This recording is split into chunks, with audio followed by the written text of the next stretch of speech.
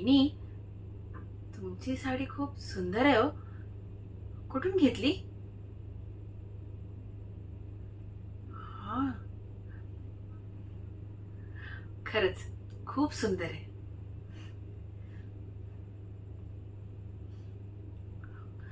आता ठीक आहे ताई, ते लवकरच कामावर पण जातील. घरात बसून कंटाळा येतो अशी सतत तक्रार करतात ते माझ्याकडे. हा.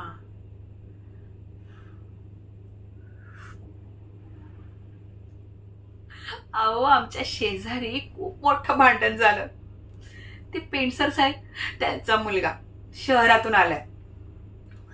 अहो वहिनी, काय सांगते तुम्हाला, त्याने आपला टेबलवर फोन ठेवून बाथरूमला गेला. आता तो फोन रिंगिंगवर.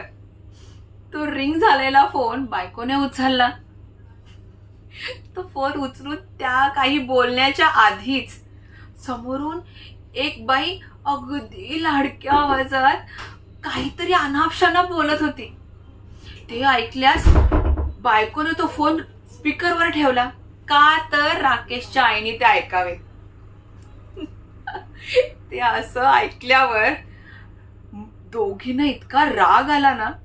जसा राकेश बाथरूम मधून बाहेर आला ना आला, आईने आणि त्याच्या बायकोने हातात मिळेल त्याने झोडून अगदी काढला. काय बाई, खरंच कसं काय चक्कर चालवलं असेल नाही मालकिनी सोबत.